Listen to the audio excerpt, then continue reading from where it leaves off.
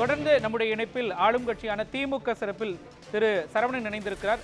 Saravanan sir, தமிழக வெற்றி கழகத்தை தொடங்கிய பிறகு ஆளுநரை முதன்முறையாக ஆளும் கட்சியை எதிர்த்து ஒரு புகார் மனுவை அளிக்கும் வகையில் 30 நிமிடங்கள் ஆளுநருக்கும் தாவேக தலைவர் விஜய்க்கும் இடையிலான இந்த சந்திப்பு நடைபெற்றிருக்கிறது. முதல்ல இந்த சந்திப்பின் நோக்கமா நீங்க என்ன பாக்குறீங்க?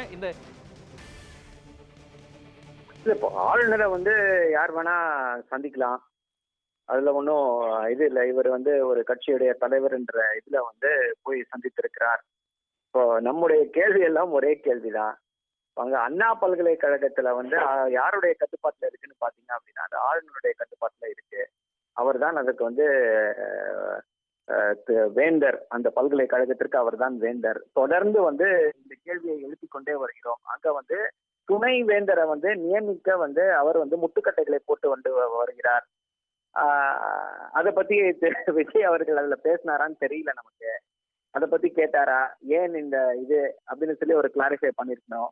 அதே போல உள்ள இருக்கக்கூடிய அந்த கட்டுப்பாடுகள், அந்த உள்ள இருக்க பல்கலைக்கழக வளாகத்துக்குள்ள செக்யூரிட்டி பல்கலைக்கழகத்துடைய கட்டுப்பாட்டுல தான் இருக்கு. பதிவாளர் அங்க வைஸ் சான்சலர் இல்ல அப்படின்னா ரெஜிஸ்ட்ரார் ஆளுநர் நியமித்த ஆள் தான் அங்க ரெஜிஸ்ட்ராரா இருக்காரு. ஸோ அவர் என்ன அறிக்கையை கொடுத்திருக்காரு இது வரைக்கும், அவருடைய தரப்பு இது என்ன, எப்படி இப்படிப்பட்டவர்கள் உள்ள வராங்க, உள்ள அந்த செக்யூரிட்டி யார் பார்த்துக்கிட்டு இருக்கிறா, அந்த செக்யூரிட்டிய இன்டர்னல் செக்யூரிட்டி யார்கிட்ட இருக்கு, எப்படி இப்படிப்பட்ட இது நடந்துச்சு, அவர் ஏதாவது அறிக்கை கொடுத்திருக்காரா, ஆளுநர் பதிவாளர்கிட்ட ஏதாவது விளக்கம் கேட்டிருக்காரா இதை பத்தி அப்படின்றது முக்கியமான விஷயம். இதை பத்தி தவாகவுடைய தலைவர் திரு விஜய் அவர்கள் ஆளுநர்கிட்ட பேசியிருப்பாருன்னு நினைக்கிறோம். பேசியிருந்தாருன்னா இதை பத்தி என்னன்றதை அவர் வெளியில சொல்லணும். சொன்னாரான்னு தெரியல, பிரஸ் மீட் நடந்துச்சான்னு தெரியல. ஸோ இதுதான் இப்போ இதுல இருக்கக்கூடிய முக்கியம். இதுல மற்ற விஷயங்கள் பாத்தீங்க அப்படின்னா அந்த குற்றவாளி உடனடியாக கைது செய்யப்பட்டு சிறையில் அடைக்கப்பட்டிருக்கார். துரிதமாக செயல்பட்ட காவல்துறைக்கு ஏதாவது பாராட்டுகள் தெரிவித்திருக்கிறாரா அப்படின்றத நமக்கு தெரியல. அதே போல 3 காவல் அதிகாரிகள் இப்போ இதுக்கு விசாரணைக்காக உயர்நீதிமன்றம் நியமித்திருக்கிறது. இதுல என்ன இதெல்லாம் பற்றி என்ன கருத்து, என்ன இது ஒன்றும் தெரியல. நீங்க அவர் போயிட்டு வந்திருக்காருன்னு மட்டும் சொல்றீங்க, அவ்வளவுதான். போயிட்டு இந்த விஷயங்கள் எல்லாம் தெளிவுபடுத்தினாங்கன்னா நம்ம இன்னும் பேசுறதுக்கு வசதியா இருக்கும். திரு சரவணன், அவர் முதல் முறையா சந்திக்கிறது, ஆளுநரை எல்லாரும் சந்திக்கலாம் அப்படின்னு நீங்க சொன்னீங்க. ஆனா அதன் சந்திப்பின் நோக்கம் அப்படிங்கிறது இங்க இருக்கக்கூடிய திமுக அரசை கண்டித்து இது நடவடிக்கை எடுங்கன்னு ஒரு மனு கொடுப்பதற்காக, புகார் மனு கொடுப்பதற்காக அவர் சென்றிருக்கிறார். நீங்க குறிப்பிட்டீங்க பல்கலைக்கழகத்தின் வேந்தராக இருப்பவர் ஆளுநர், அவனால் அவர்கிட்ட கொடுத்தார் அப்படின்னு உங்களுடைய கருத்துக்களை நீங்க பதிவு பண்ணீங்க. ஒரே நேரத்தில் இன்றைக்கு அதிமுக இதே சம்பவத்தை கண்டித்து அரசை கண்டித்து போராட்டம் நடத்தியிருக்கிறது. அது மட்டும் இல்லாம இன்னொரு பக்கம் தாவேக தலைவர் ஆளுநரை இதே நோக்கத்திற்காக சந்திக்கிறார். இதெல்லாம் உங்களுக்கு ஒரு அரசியல் அழுத்தத்தை கொடுக்கலையா? இப்போ என்னன்னா இவர்கள் என்ன செய்யணும்னு நினைக்கிறாங்க அப்படின்னா, ஒரு இல்லாத விஷயத்தை வைத்துக்கொண்டு அதை அரசியல் செய்யணும்னு நினைக்கிறாங்க. இவர்கள் எல்லாம் சட்டம் ஒழுங்கு தமிழ்நாட்டுல சரியா இல்லை அப்படின்னு சொல்லி ஒரு ஒரு பொய்யான பிம்பத்தை உருவாக்க முயற்சி செய்கிறார்கள். உண்மை அது அல்ல. இப்போ நீங்க சட்டம் ஒழுங்கு சரியா இருக்கக்கூடிய காரணத்தினாலதான் அந்த குற்றவாளி உடனடியாக கைது செய்யப்பட்டிருக்கிறார். கைது செய்யப்பட்டு சிறையில் அடைக்கப்பட்டிருக்கிறார். இது பொள்ளாச்சி பாலியல் சம்பவம் போல புகார் கொடுக்கப்பட்டவர் தாக்கப்படவில்லை. அவர் அதிமுகவை சார்ந்தவர் என்ற காரணத்தினால அவர் பாதுகாக்கப்படவில்லை. ஒரு சிபிஐ விசாரணை கிடைத்த பிறகுதான் அவர் அந்த அதிமுக நிர்வாகி கைது செய்யப்படுகிறார். ஸோ இதுதான் அதிமுக ஆட்சியில சட்டம் ஒழுங்கு சந்தி சிரித்த கதை. இங்கே நம்ம என்ன நடந்துச்சுன்றது நம்ம அனைவரும் அறிவோம். பெண் போலீஸ் உயர் அதிகாரிகளுக்கே பாதுகாப்பு இல்லாத சூழ்நிலை தான் நிலவியது அதிமுக ஆட்சி காலத்துல.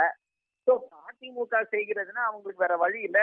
நீங்க ஆட்சி வந்த நாளிலிருந்து திரு எடப்பாடி பழனிசாமி அவர்கள் ஒரே கருத்தை தான் முன்வைத்துக் கொண்டே இருப்பாரு. எப்ப பார்த்தாலும் கீரல் விழுந்த ரெக்கார்டு மாதிரி சட்டம் ஒழுங்கு சரியில்லை அப்படின்னு இருப்பாரு.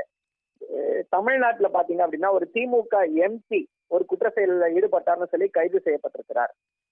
அதிமுக ஆட்சி காலத்துல நம்ம திரு அக்ரி கிருஷ்ணமூர்த்தி அவர்கள் மேல என்ன குற்றச்சாட்டு சொல்லப்பட்டதுன்னு தெரியும். மந்திரி சபையில இருந்து அவர் டிஸ்மிஸ் பண்ணாங்க. என்ன நடந்தது? ஸோ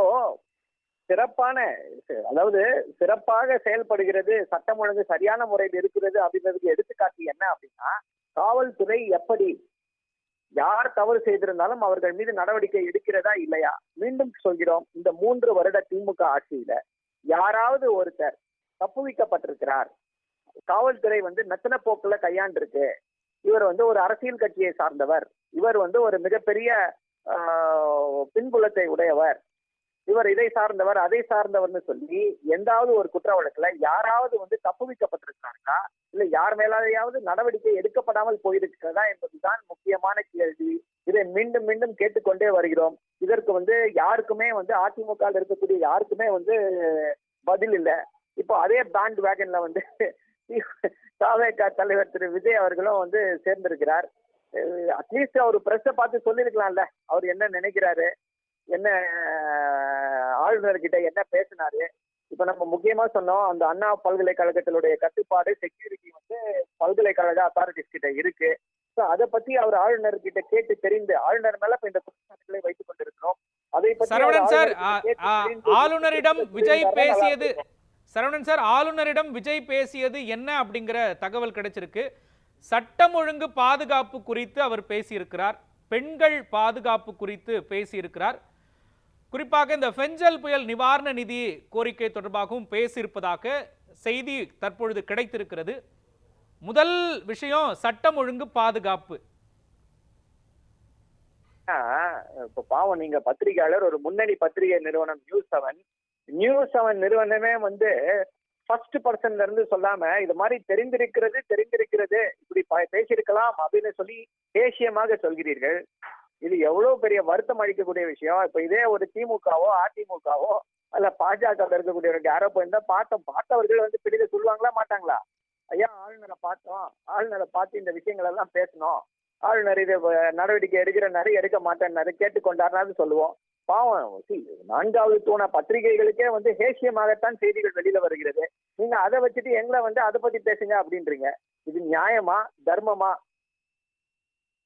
மாநில அரசு கேட்கும் நிவாரண தொகையை ஒன்றிய அரசு உடனே வழங்க வேண்டும் என்றும் கோரிக்கையை முன்வைத்திருக்கிறார் ஆளுநரிடம் தாவேக தலைவர் விஜய். இது ஒரு நல்ல கோரிக்கை தான். தமிழ்நாட்டுக்கு வந்து சேர வேண்டிய நிதியை வந்து கொடுக்க வேண்டும் அப்படின்னு சொல்லி கொடுத்திருக்காரு.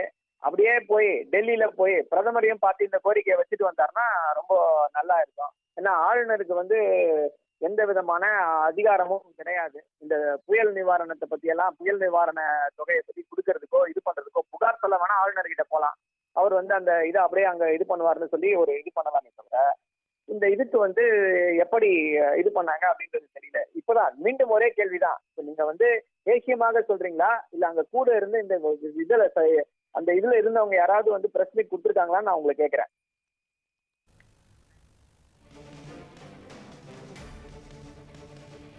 சார், தற்பொழுது நமக்கு கிடைத்திருக்கிற செய்தி இது, அதிகாரப்பூர்வ செய்தி கிடைத்து அதையும் நாங்கள் ஒளிபரப்போம் சார். தற்பொழுது இது அறிக்கையாக வெளிவந்திருக்கிறது, தாவேக சார்பில் அறிக்கையாக வெளிவந்திருக்கிறது. அதையும் நாம திரையில பார்த்துட்டு இருக்கோம். உங்களது கருத்துக்களை, திமுக தரப்பிலான உங்களது கருத்துக்களை பதிவு செய்ததற்காக நன்றி திரு சரவணன்.